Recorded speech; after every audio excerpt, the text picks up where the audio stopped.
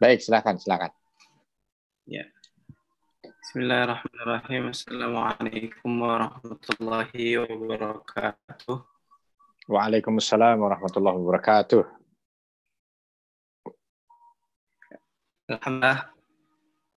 Alhamdulillahirabbil alamin wa bihi nasta'in wa ala umurid dunya waddin. Wassalatu wassalamu ala asyrafil anbiya'i wal mursalin nabiyyina Muhammadin wa ala alihi wa sahbihi ajma'in, amma ba'd. Pertama-tama, marilah kita panjatkan puji syukur kehadirat Allah Subhanahu wa taala yang atas nikmatnya lah, atas nikmat sehat, nikmat iman dan nikmat Islam, sehingga kita dapat menikmati waktu-waktu yang sangat indah ini. Sekarang lagi kalau kita dengar di sekitar ini sedang banyak takbir, betul ya, Ustaz?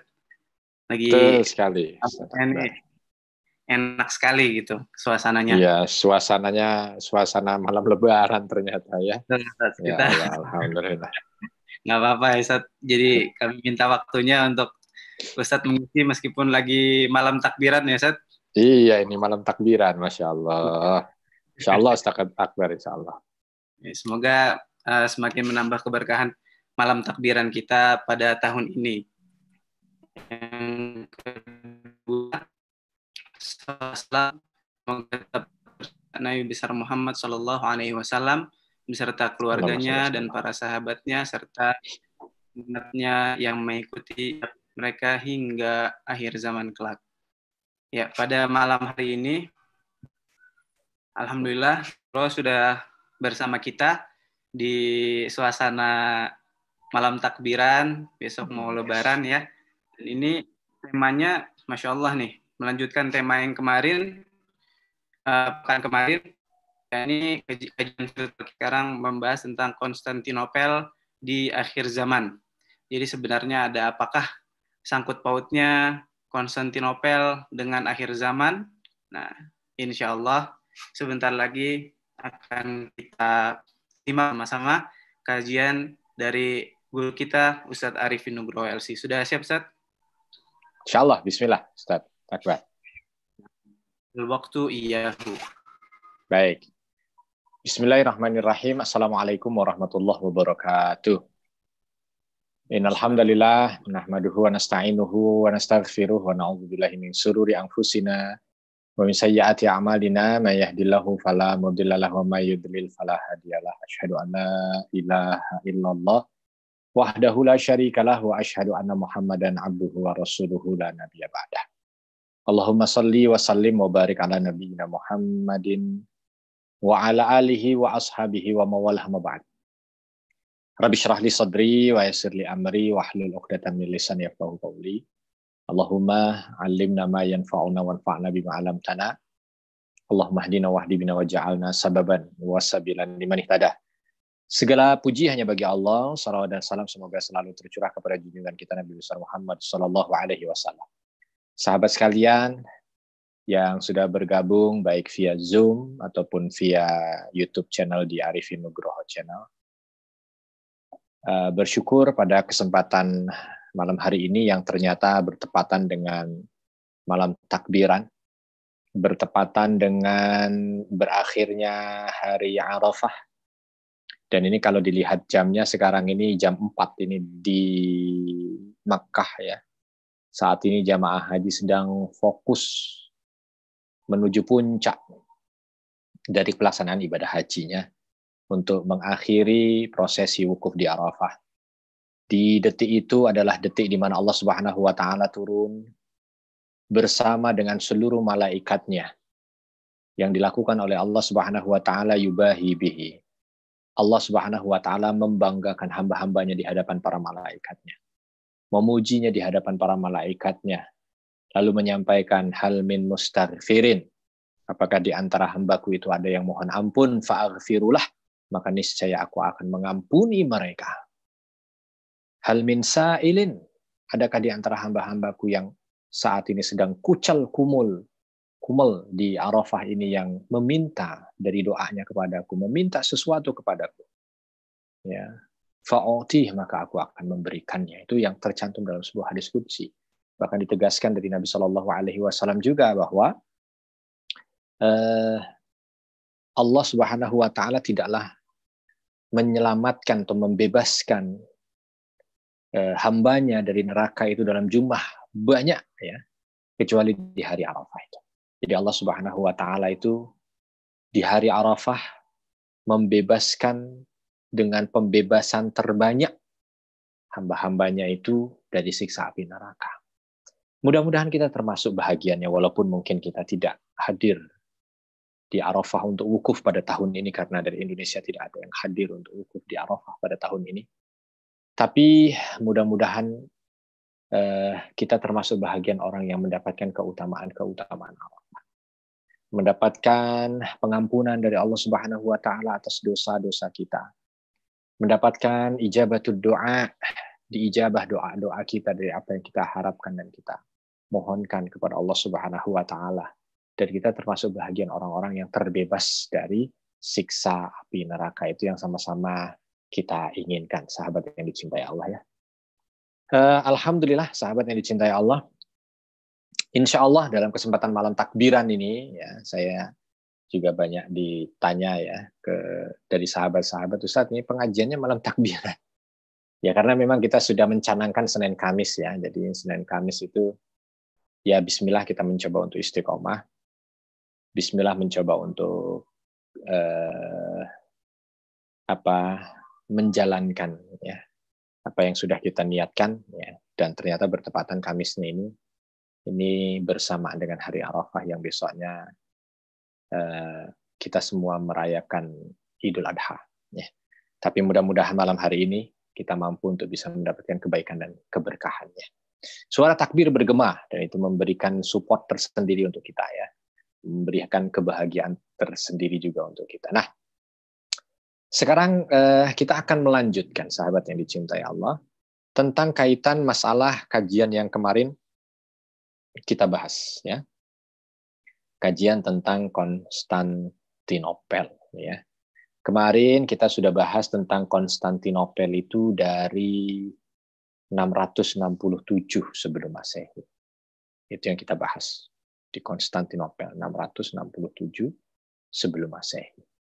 Nah, kita sekarang ingin sampai apa? Sampai terus, ya, sampai beberapa zaman, ya.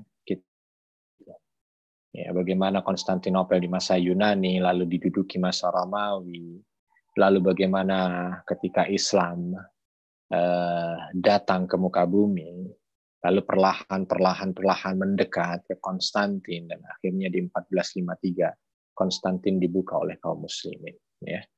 Kita sudah sampai pada taraf itu, dan bahkan mungkin kita sudah bicara sampai dengan detik ini, ya, di mana ketika tahun 1934 Hagia Sophia Hagia Sophia dirubah dari masjid menjadi museum, dan kita lihat dari 1924 sejak runtuhnya kekhilafahan, itu begitu banyak perubahan-perubahan yang sangat signifikan di Turki khususnya, dengan berbagai macam bentuk sekularisme yang ada di sana, ya. Sampai-sampai dulu sangat ekstrim, ya, azan tidak boleh dengan bahasa Arab, sholat tidak boleh dengan bahasa Arab, semuanya harus dengan bahasa Turki. Dan ternyata waktu berjalan, 86 tahun kemudian, minimal di antara apa yang tadinya dirubah, itu ada sedikit demi sedikit yang dirubah. Ada beberapa, ya, di tahun, ya, ketika dipimpin oleh Adnan Menderes, ya, bagaimana azan yang tadinya berbahasa Turki dirubah kembali ke bahasa Arab. Lalu bagaimana sholat itu tidak di stigma negatif, tidak dianggap orang yang sholat itu adalah teroris atau radikal. Perlahan mulai diperbaiki segala bentuk cap-cap yang tidak baik, ya, stempel yang tidak baik terhadap kaum muslimin. Dan terakhir kemarin kita sama-sama menyaksikan, ya, tanggal 24 Juli adalah Jumatan pertama kembali setelah 86 tahun, Masjid Hagia Sophia itu yang dirubah fungsi menjadi museum, kembali alhamdulillah menjadi masjid kembali, ya. Nah, kenapa kita harus sebegitu penting untuk melihat Konstantinopel, gitu, ya? Ini mungkin pertanyaan juga ya, kenapa kita tidak membahas yang lain? Kenapa kita harus membahas Konstantinopel? Kita perlu tahu sahabat bahwa Konstantinopel itu adalah kota yang disebut oleh Allah Subhanahu wa taala dalam Al-Qur'an. Ya. Ini sebuah kelebihan tersendiri.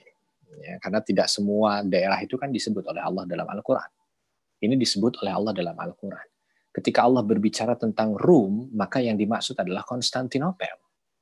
Bahkan ada satu nama surat khusus yang disebut dengan surah Ar-Rum. Itu bercerita tentang Romawi. Dan Romawi yang dimaksud adalah Konstantinopel. Artinya kota itu disebut oleh Allah Subhanahu wa taala dalam Al-Qur'an. Itu yang pertama. Yang kedua, Nabi SAW di banyak tempat menyebutnya. Artinya kota ini pernah diucapkan oleh lisan baginda Nabi yang mulia. Berarti kota ini juga kota yang ada dalam pikiran Nabi. Kota yang kota yang hadir dalam benak Nabi. Kenapa? Karena dia terucap di lisan Nabi SAW. Selain terucap di lisan Nabi SAW, Konstantinopel adalah kota yang termasuk menjadi tujuan dakwah Nabi SAW. Maka ketika Nabi SAW menulis suratnya itu sudah sampai di Konstantinopel. Suratnya sudah dibaca oleh pemimpin tertinggi dari Konstantinopel kala itu, Herakl atau Heraklius. Suratnya sudah sampai di sana. Nabi sudah mengirim surat. Ketika Nabi mengirim surat ke sana, berarti ada keinginan untuk bisa menjadi tempat yang dibuka oleh kaum muslimin. Ya, menjadi tempat yang dibuka oleh kaum muslimin. Menjadi tempat tujuan dakwah kaum muslimin. Ya. Apalagi tempat ini bukan dekat dari Madinah, ya. Relatif sangat jauh lah kalau kala itu. Kita naik pesawat aja dari Madinah menuju ke Istanbul itu berapa jam? Mungkin 3 jam. Kurang lebih ya. 3 jam atau mungkin lebih sedikit. Ya. Artinya perjalanan berarti panjang. Atau mungkin lebih kali, lebih. Mungkin lebih. Saya tidak lupa. Tapi intinya 3 jam lebih lah. Ya. Itu naik pesawat. Bagaimana kala itu naik kuda dan naik onta, ya, yang jaraknya mungkin hampir 3.000 kilometer, ya, dan mereka harus mengalami atau menjalani berbagai macam medan yang ada. Tentu kalau bukan merupakan bahagian daripada target utama, surat Nabi tidak akan sampai di sana. Lalu para sahabat Nabi SAW juga begitu, berusaha untuk bisa menjadikan itu sebagai tempat medan dakwah mereka. Dan yang luar biasa lagi, yang insya Allah akan kita bahas secara singkat pada malam hari ini, ternyata Konstantinopel itu, sahabat yang dicintai Allah, adalah kota di mana Allah jadikan dia sebagai pertanda akhir zaman. Gitu. Konstantinopel dijadikan oleh Allah Subhanahu wa taala sebagai tempat di mana awal mula tanda kiamat besar itu dimulai. Gitu. Konstantinopel. Ya, jadi Konstantinopel itu diceritakan bahkan sampai nanti menjelang akhir zaman. Ya. Nah, bagaimana cerita yang disampaikan oleh Nabi Shallallahu Alaihi Wasallam berkaitan tentang akhir zaman dan dikaitkan dengan Konstantinopel? Nah, itu yang akan kita bahas bersama pada kesempatan malam hari ini. Ya, nah, silakan coba kita lihat di slide yang pertama, Ustadz Akbar. Ini ya, kita lihat perjalanan Konstantinopel ini. Bagaimana perjalanan Konstantinopel dari apa yang disampaikan oleh Nabi Muhammad SAW berkaitan tentang akhir zaman. Ya. Ada hadis yang pertama, silahkan sahabat baca itu. Ya. Ini diriwayatkan dari Abdullah bin Amr bin As. Ya, ketika beliau ditanya tentang kota mana yang akan dibuka terlebih dahulu. Apakah Konstantinopel ataukah Romawi? Maka beliau meminta untuk diambilkan sebuah kotak. Abdullah bin Amr bin As, ya. Ada sebuah kotak di dekatnya, lalu beliau mengeluarkan sebuah kitab di dalam kotak itu ketika sudah diberikan kepada beliau. Lalu beliau sampaikan. Qala Abdullah bin Mas'ud. Berkata Abdullah bin Mas'ud, tatkala kami duduk bersama dengan Nabi Shallallahu Alaihi Wasallam untuk menulis, tiba-tiba beliau ditanya, Ayyul madinataini tuftahu awwala. Wahai Rasulullah, kota manakah yang terlebih dahulu akan dibuka? Apakah Konstantinopel ataukah Rom? Ya, Konstantinia awir Rom. Konstantinopel itu kita udah tahu bersama ya, saat ini berarti Istanbul. Saat ini dirubah namanya menjadi apa? Istanbul. Nah, maksudnya Rom itu apa? Nah, kalau yang dimaksud dengan Rom yang ada di sini, karena ini diucapkan bersamaan dengan Konstantinopel, maka Rom yang dimaksud adalah Romawi lama. Ya. Romawi lama itu kalau sekarang itu ada di Italia, ya, ada di Vatikan, ya, Roma, Italia. Ada yang mengatakan Vatikan, ya, yang merupakan pusat dari Katolik, sedangkan Konstantinopel adalah pusat dari Ortodok, ya, Nasrani Ortodok, ya, ya satu Nasrani Katolik gitu. Nah kalau kita lihat sekarang, kalau kita lihat pertanyaan ini, mana yang terlebih dahulu dibuka? Konstantinopel atau Romawi? Maka Nabi Shallallahu Alaihi Wasallam menyampaikan Madinatul Herakl tuftahu awalan, bahwa kotanya Herakl atau Heraklius, yaitu Konstantinopel, itu yang akan kalian buka terlebih dahulu. Nah, jadi dari sini kita pahami sahabat, ada satu hadis yang diriwayatkan dari Abdullah bin Amr bin As, dari Abdullah bin Mas'ud, bahwa ketika Nabi Shallallahu Alaihi Wasallam ditanya, mana kota yang terlebih dahulu akan dibuka oleh kaum muslimin? Apakah dia kota punyanya Herakl, yang lebih dikenal dengan sebutan Konstantinopel, ataukah Romawi? Romawi sudah tidak disebutkan lagi ya. Kalau Herakl disebut oleh Nabi Shallallahu Alaihi Wasallam karena memang di situ masih ada rajanya dan masih ada kerajaannya. Sedangkan Rom atau Romawi kala itu sudah tidak ada. Ya, kemarin kita kan sudah bahas ya bagaimana di zamannya Justinianus semuanya dijadikan satu ya. Setelah diserang oleh tentara Berber dari Afrika Utara runtuh itu Romawi ya, yang mereka sebut sebagai Romawi Barat, sehingga tidak ada lagi Romawi kecuali hanya satu Romawi dan ibu kotanya hanya dijadikan satu, yaitu Konstantinopel. Setelah itu maka yang dikenal hanya satu Romawi, yaitu Romawi Bizantium atau Romawi Konstantinopel. Maka disebutkan tidak ada rajanya di Rom itu. Tetapi ini termasuk bahagian daripada nubuat Nabi Shallallahu Alaihi Wasallam. Apa yang sudah disampaikan dan ini pasti akan terjadi. Jadi akan ada dua penaklukan atau ada dua kota yang punya nilai religi ya di atas muka bumi ini yang akan dibuka oleh kaum muslimin. Konstantinopel dan Romawi. Konstantinopel akan dibuka terlebih dahulu. Nah, pertanyaannya sekarang, ini sudah terjadi atau belum? Nah, ini sudah terjadi atau belum? Ya, sudah Ustaz. Bukankah di tahun 1453 itu Konstantinopel sudah dibuka? Berarti kalau itu yang kita jadikan acuan, maka Konstantinopel memang sudah dibuka. Ya, dan kita tinggal menunggu bagaimana nanti Allah Subhanahu wa taala hadirkan takdirnya kaum muslimin untuk membuka Romawi, ya. Hadirkan takdirnya kaum muslimin untuk membuka Romawi. Bagaimana bentuknya? Wallahu a'lam. Dan kalau kita lihat memang ceritanya begitu nanti. Kalau Konstantinopel dan Romawi ini ada perbedaan dalam sisi penaklukan. Kalau Konstantinopel nanti ditaklukkan seperti nanti hadis berikutnya yang akan kita bahas dengan peperangan, dan Romawi ini tidak disebutkan secara spesifik bagaimana nanti akan dibuka oleh kaum muslimin. Bisa dengan perang, bisa tidak dengan perang. Bisa dengan dakwah atau bisa mungkin didiamkan saja. Ya. Luar biasa kalau masa itu para sahabat Nabi Shallallahu Alaihi Wasallam mampu datang ke sebuah kota, lalu di kota itu mendatangi para pemimpinnya dan mengajak para pemimpinnya itu untuk bersyahadat.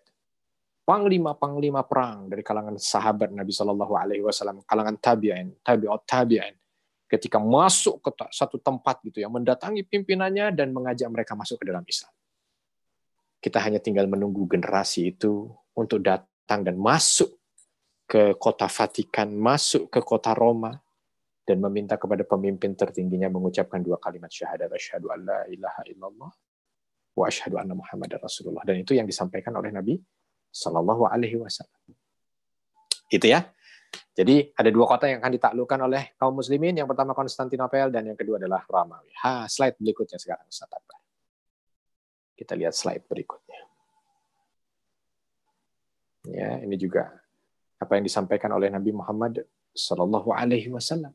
Kita akan lihat. Ya. Nih, apa yang disampaikan oleh Nabi di sini? Saya tidak kelihatan slide-nya, Ustaz Akbar. Ada di sini? Atau ya ini. Qala Rasulullah sallallahu alaihi wasallam. Ini hadis yang diriwayatkan dari Imam Ahmad. Dan kita semua sudah mendengar ini dengan baik ya.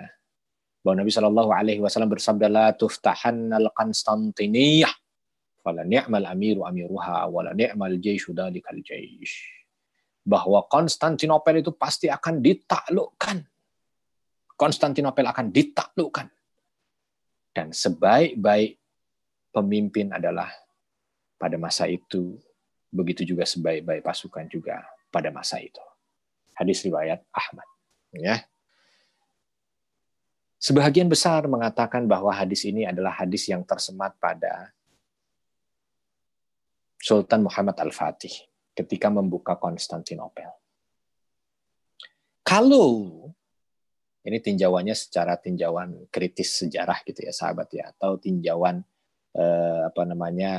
dalil ya. Kalau memang Konstantinopel ini ditaklukkan hanya sekali, maka tidak ada perdebatan bahwa Sultan Muhammad Al-Fatih itu adalah yang merealisasikan hadis ini. Dengan catatan tadi ya, kalau penaklukan Konstantinopel itu hanya sekali. Tetapi ternyata ketika kita telaah lebih dalam lagi, penaklukan Konstantinopel itu bukan hanya sekali. Kok bisa Ustaz? Kita lihat sekarang hadisnya. Berikutnya mungkin ya, mungkin setelah ini hadisnya. Ya, kita keep dulu mungkin dalil ini, bahwa Konstantinopel itu akan dibuka oleh sebaik-baik pasukan. Konstantinopel akan dibuka oleh sebaik-baik pasukan. Ya, dan panglimanya adalah panglima terbaik, pasukannya juga pasukan terbaik. Kita akan lihat. Ya, hadis yang diriwayatkan dari Mu'adz bin Jabal. Bahwa Nabi Shallallahu Alaihi Wasallam bersabda. Ingat, kita lihat hadis ini. Nabi bercerita tentang tanda akhir zaman. Nabi bercerita tentang tanda akhir zaman. Beliau mengatakan, Umranu Baitul Maqdis kharabu Yasrib. Bahwa tidak akan terjadi kiamat, bahasa gampangnya ya. Tidak akan terjadi kiamat sampai Baitul Maqdis itu menjadi makmur, umran. Makmur, megah, apalagi ya. Jaya gitulah gitu ya. Jadi umranu Baitul Maqdis, makmurnya Baitul Maqdis itu kharabu Yasrib, tanda binasa atau runtuhnya Madinah. Sekarang mungkin kalau kita lihat beda ya. Sekarang yang kelihatan tidak terurus itu adalah Baitul Maqdis. Sedangkan Madinah, Masya Allah, gemah ripah Allah jinawi. Tapi hadis ini tidak akan pernah luput, sahabat. Dan ini hadis sahih riwayat Abu Daud dan Tirmidzi. Bahwa tanda daripada akhir zaman itu adalah akan kembali makmur Baitul Maqdis. Tetapi makmurnya Baitul Maqdis itu awal dari runtuhnya Madinah. Kalau dibaca dalam hadis-hadis yang bercerita tentang kharabu Yasrib, runtuhnya Madinah, maka banyak sahabat yang bertanya kepada Nabi Shallallahu Alaihi Wasallam, lalu bagaimana dengan bangunan masjid ini, wahai Nabi? Bangunan masjid ini Nabi ceritakan tiang-tiangnya hanya dihinggapi oleh burung-burung. Tidak ada manusia datang ke sini. Bagaimana dengan kebun-kebun kurma yang ada di sini? Kebun-kebun kurma itu akan dimakan oleh hewan-hewan. Tidak ada manusia yang memakannya. Masya Allah, luar biasa ya. Umran, Baitul Maqdis, jadi tandanya itu nanti, Baitul Maqdis itu akan menjadi makmur, menjadi megah, tapi bersamaan dengan itu, Madinah runtuh. Ya, Madinah runtuh. Wa kharabu Yasrib, dilanjutkan oleh Nabi Shallallahu Alaihi Wasallam, dan runtuhnya Madinah itu khurujul malhamah, merupakan tanda awal dari malhamah. Atau apa malhamah itu? Malhamah itu pertempuran. Ada yang mengatakan nanti malhamah kubro, pertempuran besar. Kalau dalam kitab-kitab Taurat yang disampaikan adalah Armageddon. Ya, itu yang ada pada kitab-kitab Yahudi menyebut perang akhir zaman itu dengan sebutan Armageddon. Ya. Perang di Bukit Magedon. Ya. Salah satu bukit yang ada di Syam. Nah itu ya, wa khurujul malhamah. Perang besar itu tadi, itu adalah Fathul Konstantiniyah, tanda dibukanya Konstantinopel. Nah, tuh dibukanya Konstantinopel. Berarti ada pembukaan Konstantinopel dalam hadis ini ya. Tadi maka saya katakan, berapa kali Konstantinopel itu akan dibuka? Maka untuk menetapkan hadis ya, la tuftahannal Konstantiniyah, wala ni'mal amiru amiruha, wala ni'mal jaishu dalikal jaish, bahwa Konstantinopel itu akan dibuka, dan sebaik-baik panglima yang membukanya adalah panglima itu, diikuti dengan sebaik-baik prajurit. Sudah dibuka, alhamdulillah, Konstantinopel pada tahun 1453 oleh Sultan Muhammad Al-Fatih. Tapi apakah yang dimaksud hadis ini adalah itu? Atau di pembukaan kedua? Karena kalau kita lihat di sini, itu sudah ada secara fakta bahwa Konstantinopel sudah dibuka, dan yang kedua ini masih disampaikan oleh Nabi Shallallahu Alaihi Wasallam kalimat dibuka Konstantinopel, dan ketika dibuka Konstantinopel dalam redaksi hadis yang diriwayatkan dari Mu'adz bin Jabal ini bercerita tentang akhir zaman dan berurutan. Di mana dalilnya? Selanjutnya, wa fathul Konstantiniyah khurujud dajjal, dan setelah dibukanya Konstantinopel itu merupakan waktu di mana Dajjal itu keluar. Tuh. Kan nggak mungkin Dajjal keluar kalau bukan di hari kiamat. Atau bukan di hari di tanda akhir zaman. Ya kan, di akhir-akhir kehidupan dunia, Dajjal baru keluar. Ya, nggak mungkin jaraknya jauh. Kenapa? Karena memang didekatkan semuanya. Jadi batasan yang disampaikan dalam hadis ini, ya, kalau kita lihat ya batasan yang disampaikan dalam hadis ini, kita bisa lihat bersama apa dia. Yang pertama, Umran Baitul Maqdis, bahwa Baitul Maqdis itu dimakmurkan. Tidak lama dari makmurnya Baitul Maqdis, kharabu Yasrib, Yasrib runtuh.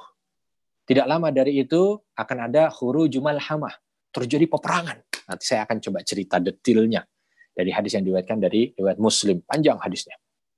Ya, tapi saya mau coba ambil intisarinya nanti untuk menjadi gambaran sahabat sekalian.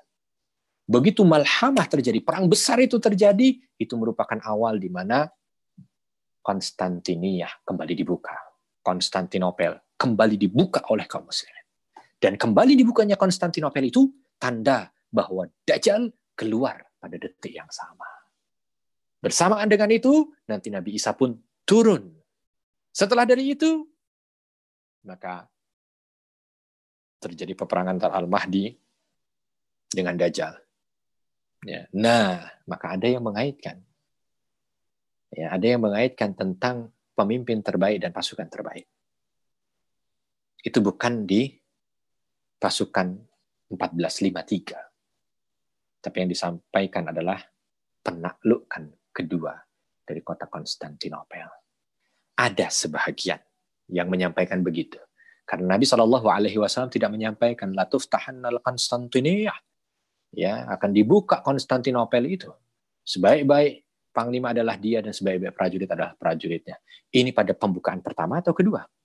Pembukaan pertama itu apa yang disampaikan oleh Nabi Shallallahu Alaihi Wasallam ketika berbicara ditanya tadi, ya, yang ditulis oleh Abdullah bin Mas'ud dari Abdullah bin Amr bin As.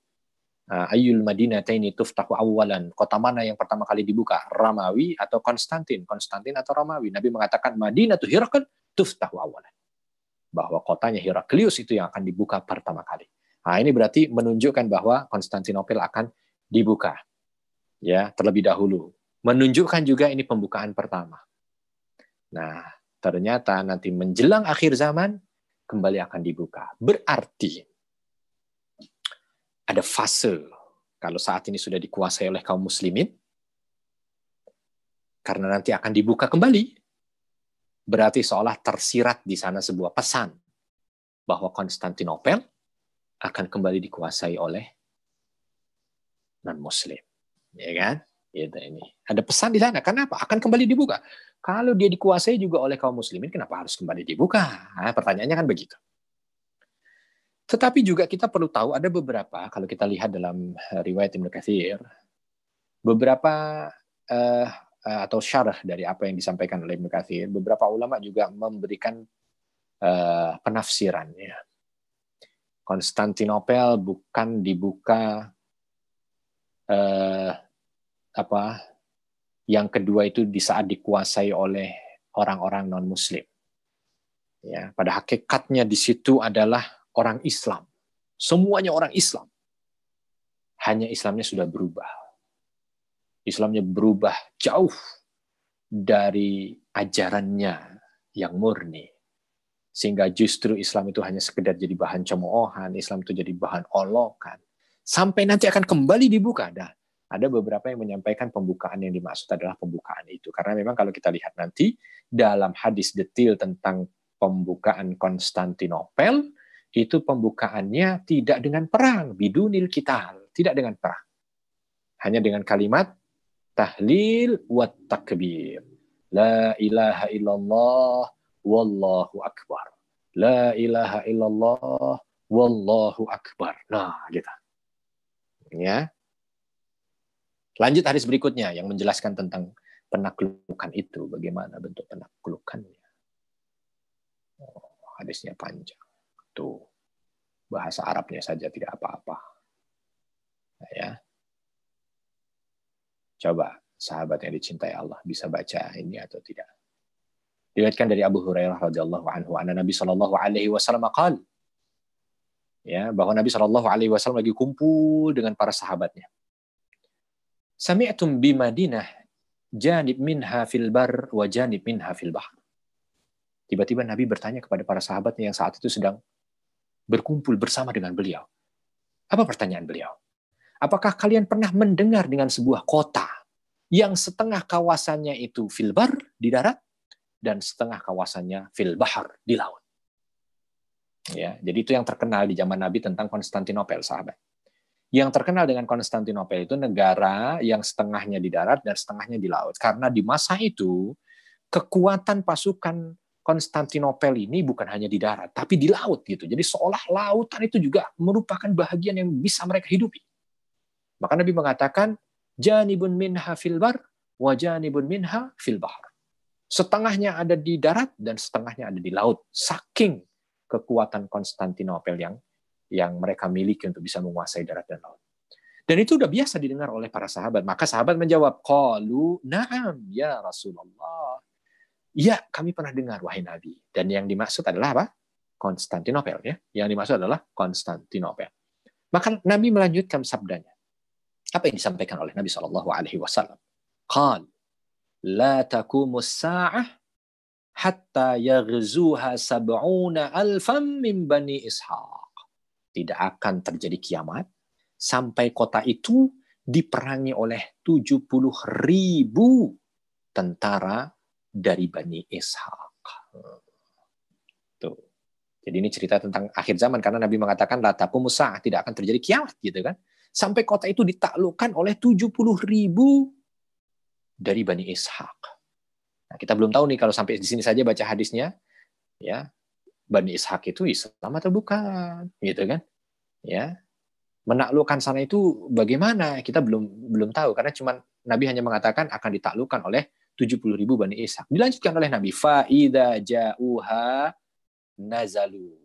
Ceritanya ketika mereka datang mendekat ke Konstantinopel itu, mereka turun. Falam yuqatilu bisilahin walam yarmu bisahmin. Tapi mereka ketika turun mendekat ke benteng Konstantinopel itu, mereka tidak berperang menggunakan pedang mereka dan mereka juga tidak melemparkan anak-anak panah mereka. Qalu, senjata yang mereka gunakan hanya perkataan dari lisan mereka. Apa dia?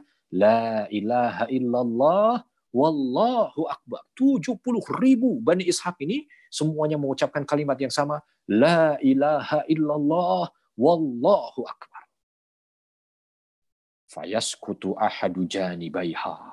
Rontok langsung temboknya. Pertanyaannya sekarang berarti, Bani Ishaq itu muslim atau tidak? Muslim. Kenapa? Mengucap la ilaha illallah. Ya kan? Nih, satu pertanyaan terjawab bahwa Bani Ishaq itu adalah Islam. Siapanya Bani Ishaq nanti kita cerita.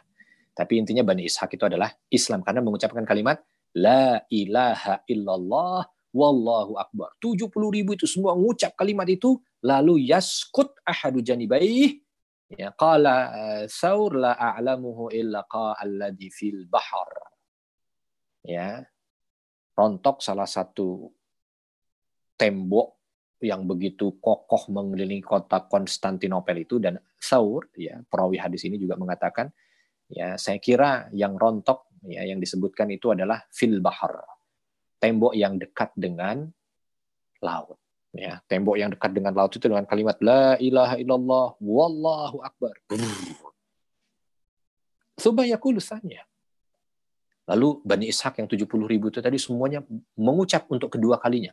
La ilaha illallah wallahu akbar. Fayaskut janibuhal akhar. Rontok juga yang tembok satunya. Summa yaqulu salisa, lalu mereka serempak mengatakan atau mengucapkan yang ketiga kalinya la ilaha illallah wallahu akbar. Bukan hanya sekedar runtuh, yufarrij lahum, pintunya itu kebuka.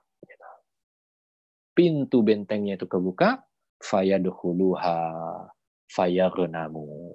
Mereka masuk ke dalamnya dan mereka mampu untuk bisa mendapatkan ghanimah yang berlimpah. Ya, fabainamahum yaqtasimunal maghanim, dan ketika mereka datang mengumpulkan ghanimah dan membaginya, idja'ahumus sarikh, tiba-tiba datang orang yang berteriak.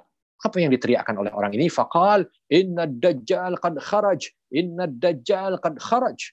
Ketahuilah bahwa Dajjal sudah keluar, Dajjal sudah keluar. Fayatrukuna kulla syai'in wa yarji'un, dan mereka tinggalkan semua yang ada di kota Konstantinopel itu, kembali mereka menjadi satu saf untuk melawan Dajjal. Itu penggalan cerita dari hadis sahih yang diriwayatkan dari Abu Hurairah, yang sahabat yang dicintai Allah. Jadi nanti Konstantinopel dalam penaklukannya yang kedua itu tidak ditaklukkan dengan perang, bidunil qital, karena Nabi mengatakan begitu. Hadis riwayat Muslim sahih dari Abu Hurairah, bahwa nanti itu tidak ditaklukkan dengan perang, ya, tapi hanya ditaklukkan dengan kalimat la ilaha illallah wallahu akbar. Bayangkan kalimat yang luar biasa ini, kalimatnya la ilaha illallah wallahu akbar. Dan yang menaklukkan itu jumlahnya 70.000. 70.000 nggak perlu pertanyaan ya, 70.000 gitu ya. La ilaha illallah wallahu akbar juga nggak perlu pertanyaan. Ya pokoknya pasukan ini mengucapkan la ilaha illallah wallahu akbar dengan pertolongan Allah, rontok. Dengan pertolongan Allah, rontok. Walaupun nanti akan ada hadis panjang yang bercerita tentang detail Al-Hamah Kubro ini bagaimana. Nanti saya akan coba cerita.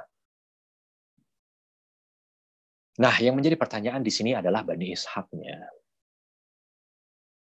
Siapa Bani Ishaq ini, sahabat? Ya kan? Ya bingung, Bani Ishaq ini siapa Bani Ishaq? Ishaq yang dimaksud adalah Ishaq ibn Ibrahim alaihi wassalam. Ishak yang dimaksud adalah Nabi Ishak. Ya, ini kita ambil satu dari apa yang disampaikan oleh para ulama.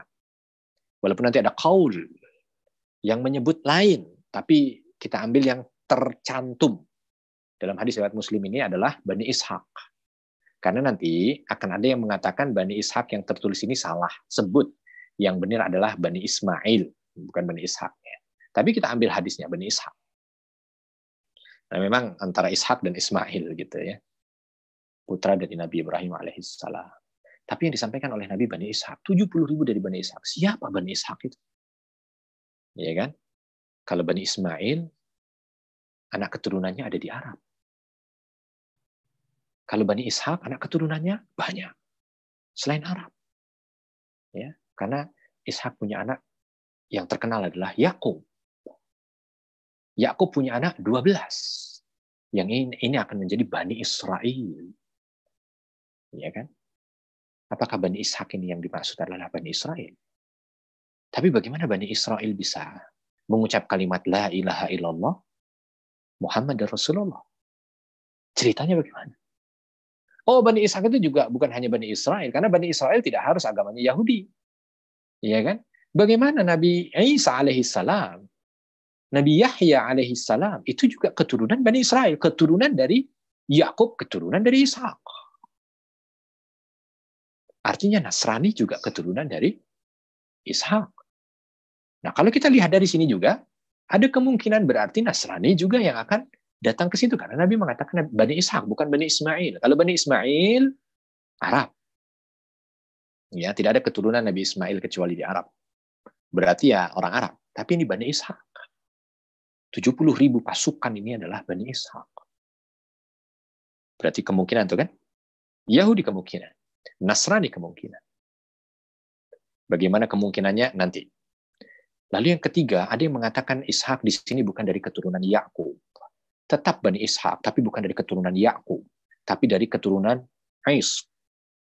Dari keturunan Is, Ibn Ishak, Ibn Ibrahim. Jadi bukan dari keturunan Yakubnya. Nah, keturunan Is ini ada di mana? Kalau kita lihat sekarang, keturunan Is ini ada di daerah Asia Tengah. Orang-orang Khurasan. Ya, bangsa-bangsa mulai dari Persia ke sana. Iran, Afghanistan, Pakistan, ya, mungkin sekarang ditambahkan dengan Tajikistan, Uzbekistan, Turkmenistan, ya, itu juga Bani Ishak dari jalur Ibn Ishak, bukan Yakub Ibn Ishak. Nah, tinggal bagaimana nanti.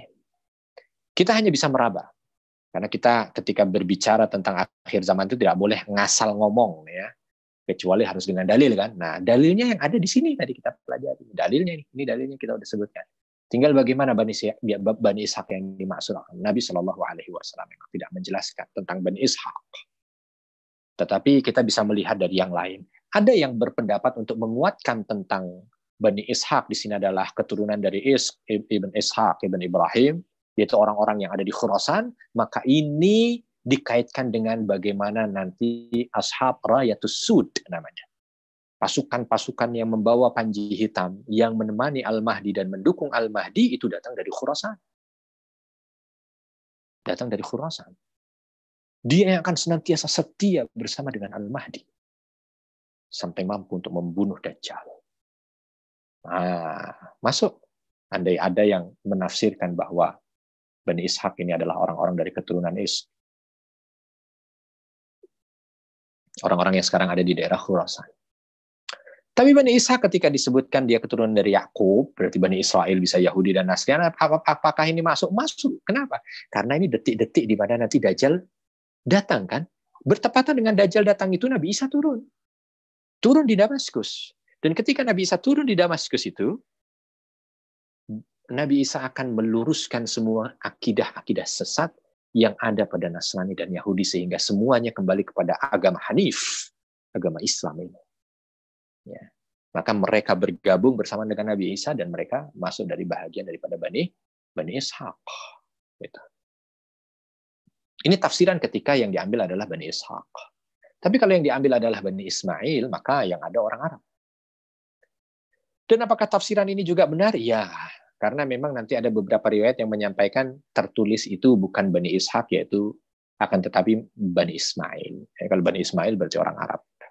Dan nanti akan ada dalilnya bagaimana orang-orang dari Madinah itu akan bergerak menuju ke utara. Ya, mereka akan berperang beserta dengan Al-Mahdi dalam Al-Hamah Kubra. Ya. Nah, ini tafsiran berikutnya. Tetapi intinya Nabi Shallallahu Alaihi Wasallam sudah memberikan pemahaman kepada kita tentang kondisi Konstantinopel. Kita kembali kepada Konstantinopelnya.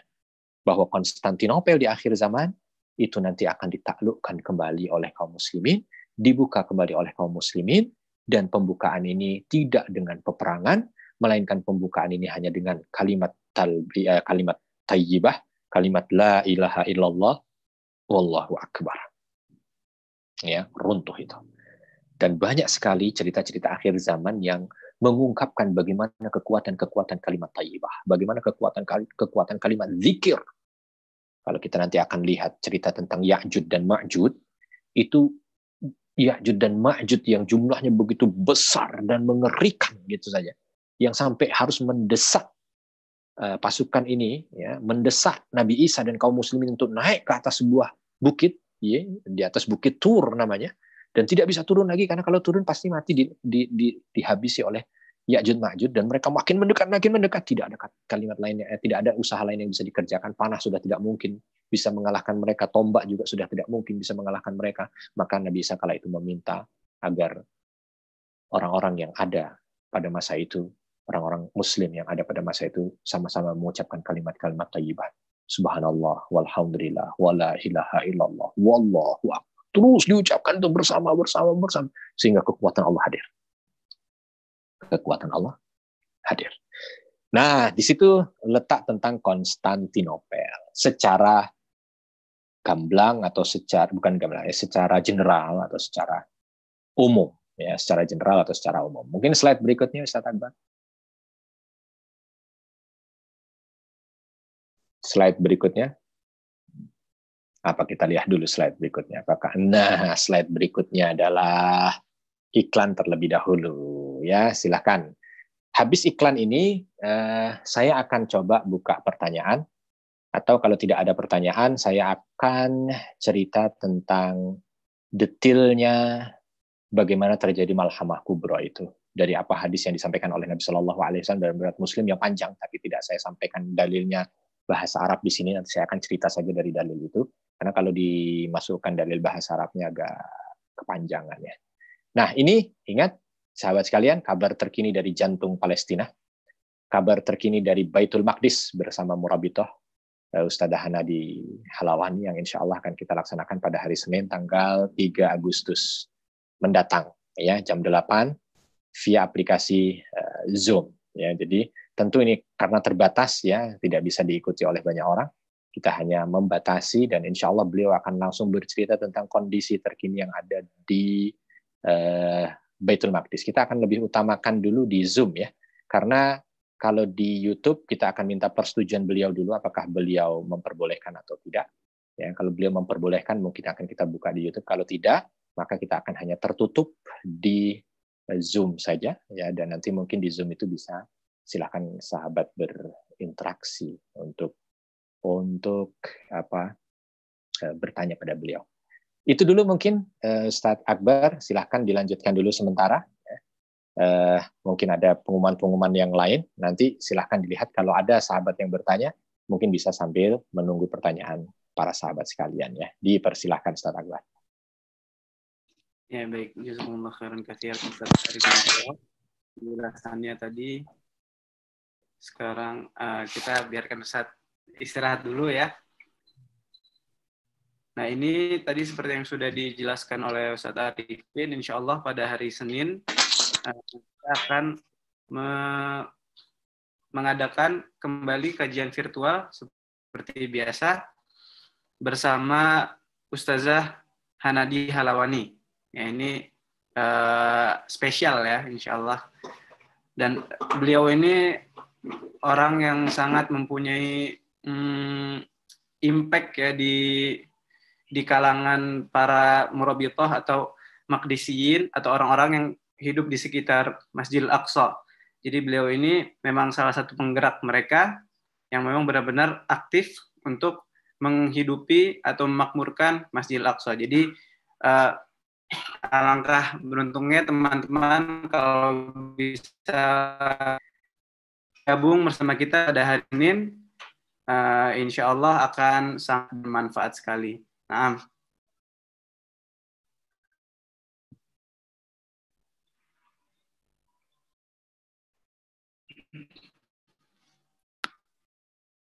mungkin itu saja Ustaz untuk pengumumannya malam hari ini.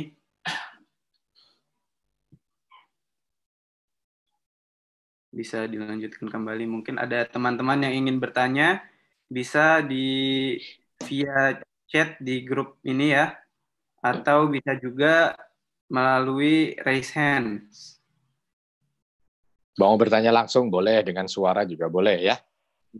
Boleh. Nah, besok juga dengan yang Ustadzah Hanadi, mungkin Ustadz Akbar ya, kita akan membuka, mungkin bertanya langsung, nanti tinggal kita terjemahkan untuk ditanyakan kepada Ustadzah ya. Jadi tidak harus dengan chat ya, atau dengan tulisan, boleh langsung bertanya gitu ya Ustadz Akbar ya. Ya baik Ustadz, insya Allah akan baik. dibantu dengan Ustadz Arifin Nugroho langsung. Ya, insya Allah. Sekarang mungkin ada yang ingin bertanya, dipersilahkan. Belum ada pertanyaan Ustadz, atau YouTube apa sudah yang bertanya, boleh. Nah, mungkin bisa dibacakan yang di YouTube ya Ustadz Akbar ya. Ya, boleh. Ya, ini ada pertanyaan di YouTube, boleh kita bacakan ya Ustadz Akbar. Di Zoom sudah ada pertanyaan belum? Masih belum ada Ustadz. Baik, ini di YouTube ini ada pertanyaan dari Bapak Andri Ahmad. Apakah Konstantinopel masuk dalam Sirah Nabawiyah? Nah, kalau kita berbicara tentang Konstantinopel, ditinjau dari Sirah Nabawiyah, Nabi yang dimaksud adalah Nabi Muhammad SAW, maka tadi yang saya sampaikan ada singgungan-singgungan yang terjadi antara Nabi SAW dengan Konstantinopel. Ya, minimal surat yang ditulis oleh Nabi Muhammad SAW kepada Heraklius, ya, kepada Heraklius atau kepada Kaisar Herakl. Nah, itu yang kaitan ketika kita berbicara tentang Sirah Nabawiyah, dan Sirah Nabawiyah itu adalah Nabi Muhammad SAW. Nah, kalau Sirah Nabawiyah berikutnya, sebelum Nabi Muhammad SAW, maka saya tidak temukan bukti otentik bahwa Konstantinopel pernah didatangi oleh Nabi. Entah dari zaman Nabi Adam sampai dengan Nabi Isa alaihissalam. Karena Konstantinopel tidak terlalu besar, dan kalau kita lihat kemarin juga baru dimulai, kota itu diasas oleh seorang raja yang bernama Baizas, ya, dan itu di tahun 667 sebelum Masehi. Hanya itu saja. Padahal nabi-nabi itu sudah ada sejak 6000 sebelum Masehi. Jadi kalau yang dimaksud adalah nabi-nabi yang selain Nabi Muhammad, sebelum Nabi Muhammad, maka mungkin tidak ada bukti yang bisa dijadikan landasan. Ya. Tetapi untuk cerita akhir zaman, nah, Nabi Isa alaihissalam. Ya.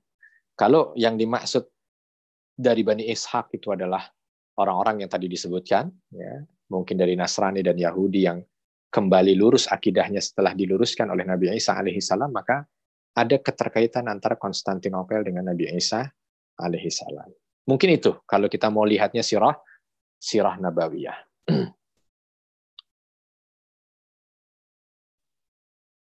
Dari Zoom ada pertanyaan lagi Ustaz Akbar? Ada pertanyaan Ustaz? Ya, silakan. Dari Nazla. Ya. Pertanyaannya, Ustaz, kenapa sering ada yang bahas akhir zaman tanpa dasar, tanpa kira-kira, tapi kira-kira, dasar tanpa kira-kira, tapi kira-kira gimana? Tapi kira-kira, oh ya. Tanpa gimana? Dasar. Iya. Nah, betul sekali, pertanyaan bagus.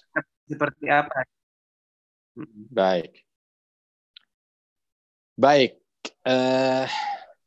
Ada yang bertanya ini kira-kira gimana ada yang bercerita tentang akhir zaman tapi kira-kira. Apa sikap kita? Sikap kita kalau ada orang yang bercerita tentang akhir zaman dan kira-kira, tolak. Ya, sudah satu kata, tolak. Kenapa? Karena akhir zaman ini gaib. Akhir zaman itu adalah sesuatu yang tidak terlihat. Maka dari itu salah satu kaidah ketika kita berbicara tentang akhir zaman, satu, harus berdasar dalil. Tidak boleh kita bicara akhir zaman kok tidak diketengahkan dalil, tiba-tiba ngomong aja bla bla bla bla bla bla bla bla bla, akan terjadi nanti di sini akan terjadi ono, di sini nggak bisa. Akhir zaman itu hal yang gaib, jadi harus dipandu dengan wahyu. Dan wahyu itu adalah dalil. Kalau tidak di Al-Qur'an, ya kalau tidak di hadis Nabi Shallallahu Alaihi Wasallam. Dan komposisi yang bercerita tentang akhir zaman itu adalah komposisi terbanyak ada pada hadis Nabi Shallallahu Alaihi Wasallam. Jadi tidak boleh asal-asal, tidak boleh kira-kira. Itu yang pertama. Yang kedua, tidak boleh dicocok-cocokkan. Ya, ada dalil akan berperang di antara 3 raja di antara kalian, berebut tahta. Lalu dikaitkan 3 raja ini dengan kerajaan salah satu raja yang ada di masa ini, misalkan gitu, atau kerajaan di masa ini. Nabi kan tidak menyampaikan itu, maka jangan ditarik-tarik untuk bisa disesuaikan dengan apa yang terjadi sekarang. Karena begini, andai ternyata itu bukan, nanti akan menjadi problem gitu ya, seolah salah gitu. Padahal yang salah bukan hadisnya tidak akan salah. Yang salah adalah orang yang menafsirkan. Contoh ketika kita berbicara tentang Malhamah Kubro ini, sahabat, banyak sekali nanti orang yang akan mencoba untuk mengait-ngaitkan hadis ini dengan peperangan yang ada sekarang gitu. Karena memang persis gitu. Ketika Nabi Shallallahu Alaihi Wasallam bercerita tentang Malhamah Kubro ini, bagaimana ceritanya? Akan ada orang Rum datang ke daerah yang namanya Halab, Aleppo, Ghutah, Damaskus, Syria. Terjadi peperangan besar di sana. Wah, gitu kan. Wah, ini berarti perang di Aleppo yang sekarang ini atau di Suriah yang sekarang. Padahal namanya Aleppo itu perang bukan cuma sekali ini. Ya, mungkin udah ratusan kali peperangan terjadi di sana gitu kan. Jadi nggak, ini berarti Dajjal bentar lagi. Kenapa? Karena Aleppo sudah perang. Ini Malhamah Kubro. Bentar lagi nanti Konstantinopel akan ditaklukkan. Nggak bisa. Nggak boleh tarik-tarik gitu. Kemarin juga rame Hagia Sophia dibuka kembali menjadi masjid tanda kiamat. Kenapa? Karena ini yang masuk dalam hadis Nabi tadi, yang di hadis Nabi itu tadi. Dengan kalimat, La ilaha illallah, wallahu akbar, rontok tembok, rontok tembok. Lalu disampaikan maksudnya rontok tembok itu adalah rontok keputusan sekuler. Sehingga kembali bahwa Hagia Sophia menjadi masjid. Nggak bisa begitu, sahabat. Jangan begitu. Ya, kita ingin menjelaskan, menafsirkan Bani Ishaq itu aja tadi harus dengan panduan dari ulama yang sudah tertulis, ya tidak boleh saya mau ngira-ngira aja Bani Ishaq ini enaknya siapa ya, nggak boleh. Kita bilang orang Cina aja dah, kita bilang orang Eropa aja lah, kita bilang orang Rusia aja, Afrika nggak bisa, harus dengan dalil. Wallahu a'lam. Ustaz Akbar. Baik, semoga terjawab. Sudah mulai banyak nih Ustaz yang bertanya. Baik, silakan.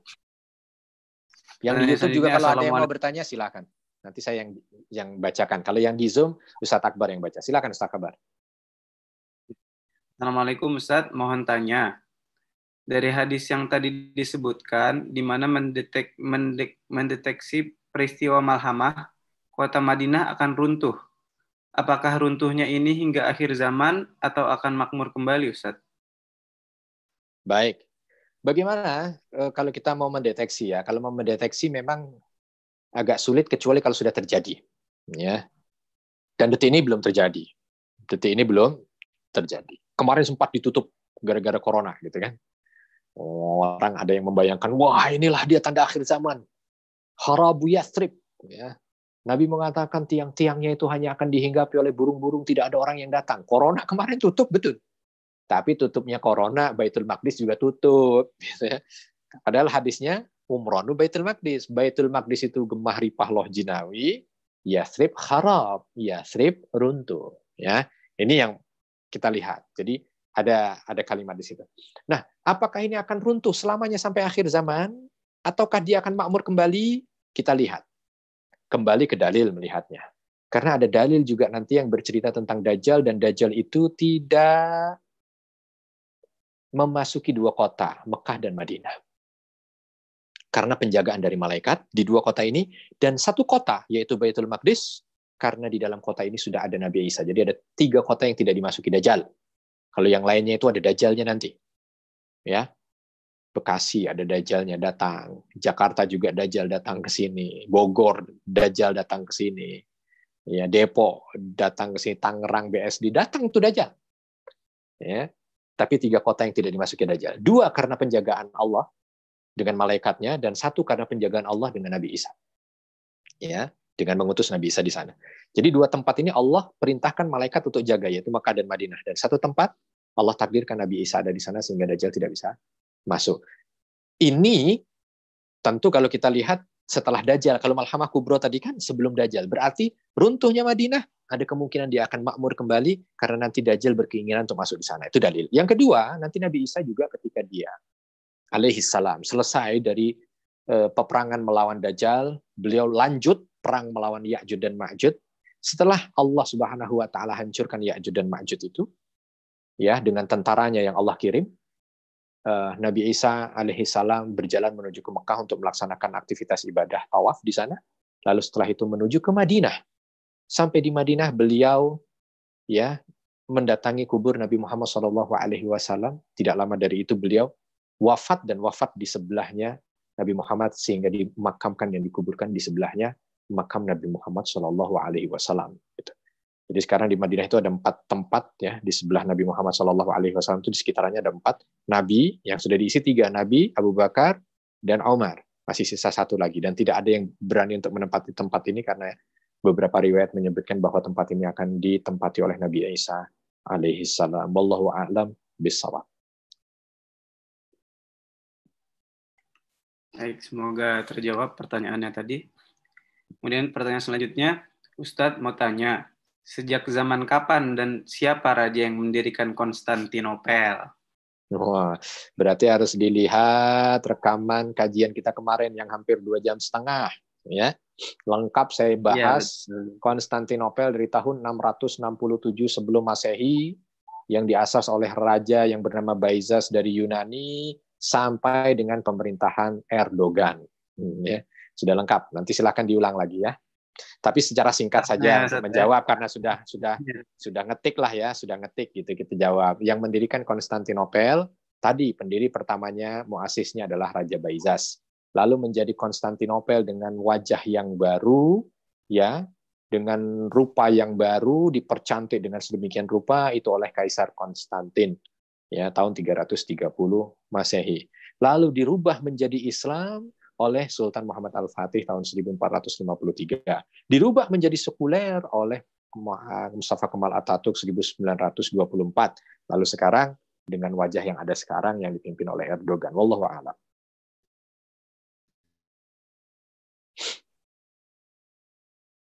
Ada pertanyaan lagi? Dari Zoom? Masih ada, Ustaz.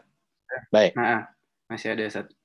Mungkin silakan. Tadi akhi yang bertanya bisa berkunjung ke channelnya Ustadz Arifin dulu ya nanti habis ini mungkin kalau masih penasaran. Kajian virtual kita yang kemarin membahas tentang itu. Baik, pertanyaan selanjutnya Ustadz. Kalau Konstantinopel sudah ditaklukkan, Malhamah Kubro kok belum ada? Jaraknya jauh banget, udah lebih dari 600 tahun. Bukannya di hadis disebut jaraknya paling lama 7 tahun. Ya, maka dari itu tadi saya sampaikan bahwa penaklukan Konstantinopel itu bukan sekali. Jadi kalau kita lihat berarti penaklukan Konstantinopel itu dari hadis lagi ya, kita lihat ketika Nabi SAW ditanya ayyul madinatain tuftahu awalan tadi. Ya, Abdullah yang diriwayatkan dari Abdullah bin Amr bin As, dari apa yang ditulis oleh Abdullah bin Mas'ud, bahwa ketika Nabi tiba-tiba ditanya oleh sahabat yang mengajukan pertanyaan, mana duluan yang dibuka wahai Nabi? Konstantinopel ataukah Romawi? Maka Nabi mengatakan Madinatul Herakl tuftahu awalan, bahwa kota Konstantinopel, ya, kotanya Heraklius itu yang dibuka terlebih dahulu. Nah, lalu ada lagi nanti cerita yang tadi, cerita tentang pembukaan Konstantinopel, tapi kaitannya dengan Malhamah Kubro, kaitannya dengan Dajjal, ya, artinya dekat sekali dengan akhir zaman. Jadi seolah di sini ada tanda bahwa Konstantinopel itu dibuka 2 kali. Pembukaan pertama ya, dan pembukaan kedua. Pembukaan pertamanya berarti kalau kita artikan dari apa yang dibuka oleh Sultan Muhammad Al-Fatih. Ini adalah pembukaan pertama. Ya. Setelah itu nanti berjalan kehidupan dunia ini entah berapa lama, hanya Allah saja yang tahu, ya. Sampai akhirnya dibuka juga Romawi menjadi negeri Islam, baru berjalan sampai kapan hanya Allah saja yang tahu, terjadilah tadi detik-detik Malhamah Kubro. Tandanya sudah disampaikan, makmurnya Baitul Maqdis, runtuhnya Madinah, ya, terus Malhamah Kubro, bukanya Konstantin, Dajjal datang. Dajjal datang bersamaan dengan Al-Mahdi, peperangan terjadi, Al-Mahdi dibantu Nabi Isa turun di Damaskus. Ketika turun di Damaskus, berangkat menuju ke Baitul Maqdis, di sana ternyata Dajjal pun ingin datang ke sana, bertemu di sana, lalu dikejar oleh Nabi Isa sampai ke satu tempat ya yang sudah ditentukan oleh Nabi SAW dengan kalimat Babul Lud, pintu gerbang kota Lud. Ya, disitulah Dajjal dibunuh oleh Nabi Isa. Dan kota Lud itu sekarang juga namanya Dari dulu sampai sekarang juga masih Lud. Ya. Itu yang luar biasa. Nama-nama kota yang ada tanda akhir zaman itu, Ustaz Akbar, kebanyakan tidak berubah. Masya Allah. Silakan Ustaz Akbar, ada pertanyaan lagi dari jamaah yang ada di Zoom. Ya, masih ada satu lagi nih. Ustaz, ketika Bani Ishaq menaklukkan Konstantinopel tanpa perang, namun dengan kalimat zikir la ilaha illallah, seberapa kuat iman dan ketauhidan kaum ini, Ustaz?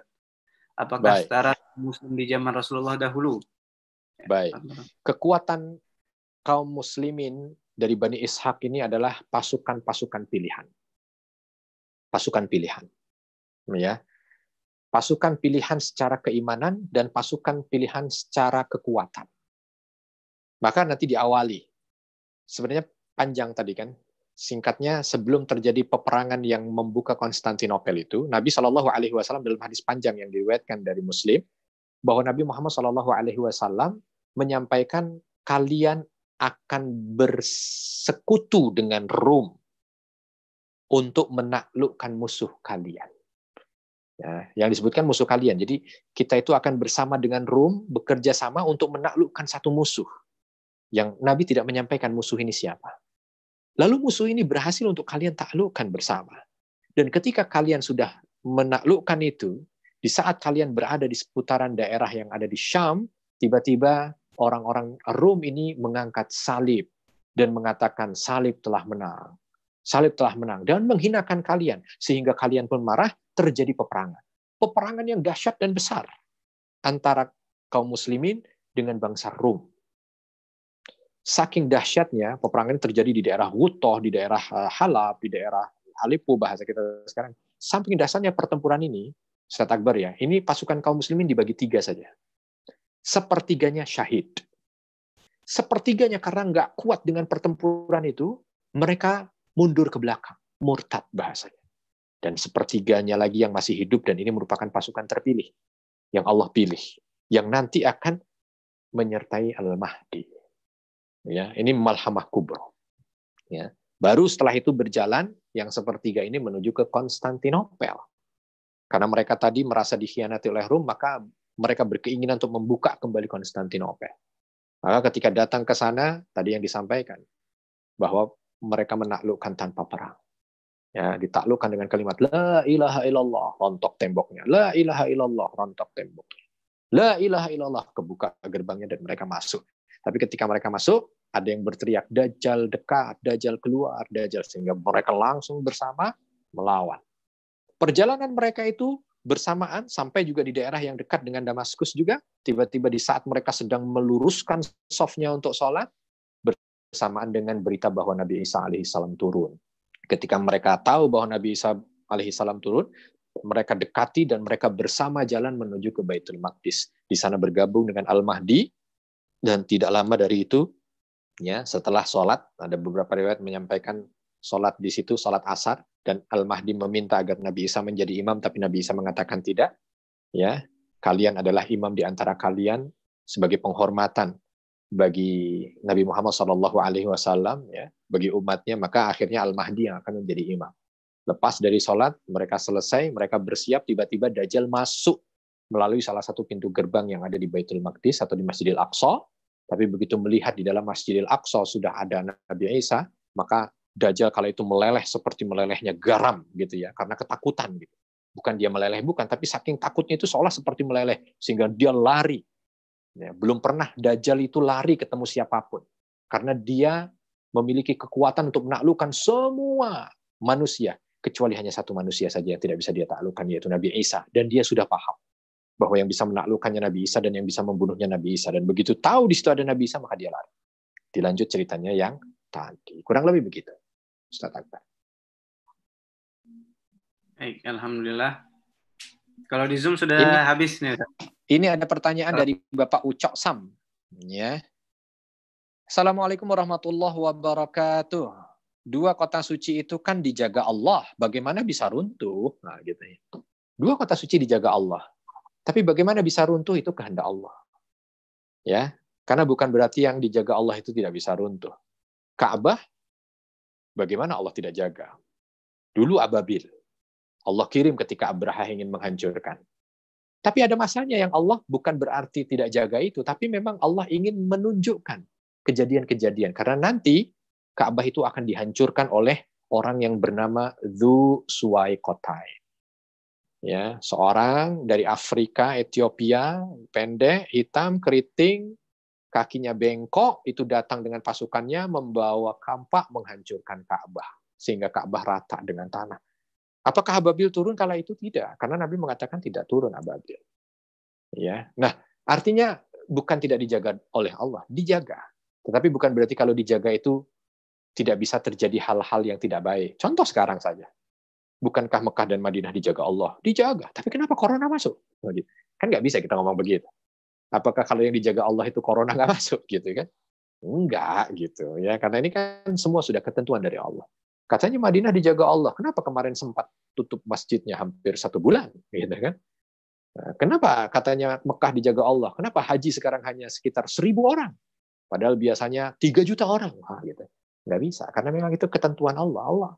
Allah yang menjaga dan Allah yang menentukan hal yang lain. Semuanya kembali kepada Allah Subhanahu wa taala. Wallahu a'lam bishawab.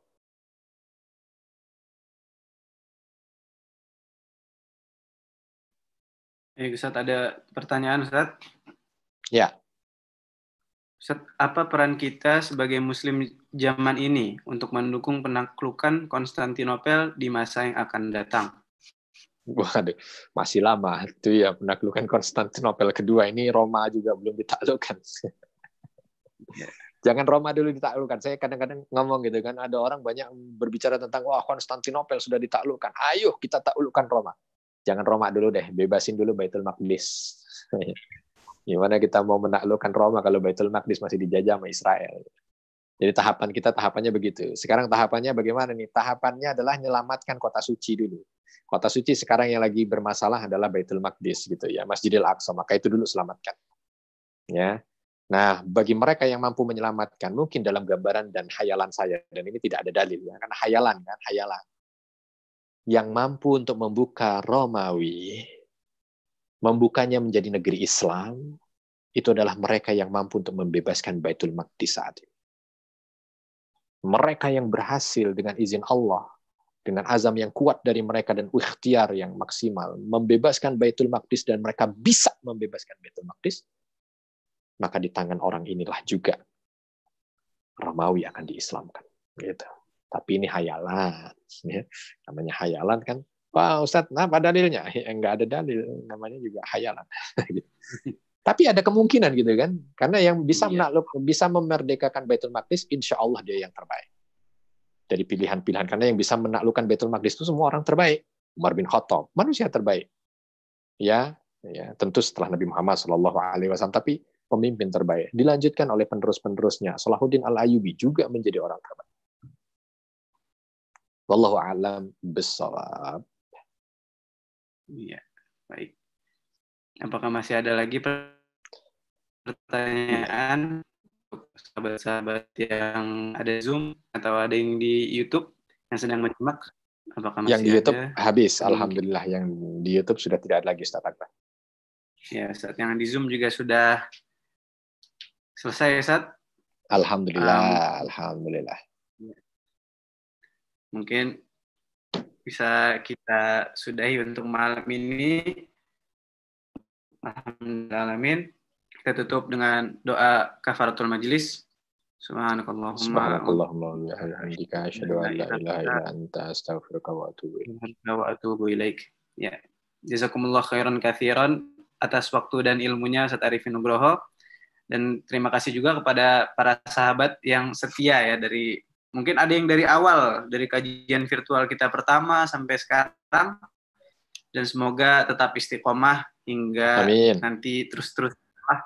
Ustadznya juga insya Allah semoga diberikan kesehatan, semoga ilmunya bisa terus dibagikan sama-sama dengan kita ya. Amin, amin, insya Allah Ustaz Akbar. Nah, ya akhir kalam kami mengucapkan selamat takbiran ya kalau malam ini. Selamat takbiran kepada teman-teman, pada Ustaz Arifin Nugroho. Dan terakhir, wassalamualaikum warahmatullahi wabarakatuh. Waalaikumsalam warahmatullahi wabarakatuh. Alhamdulillah. Saya pamit ya Ustadz Akbar. Ya, Ya, Ustaz. sampai Silakan. jumpa Senin, insya Allah. Sampai jumpa Senin Insyaallah, kita insyaallah. bersama dengan Ustazah Hanadi ya. Insyaallah, Ustaz, Mudah-mudahan insyaallah. lancar semuanya ya. Amin, amin. Assalamualaikum.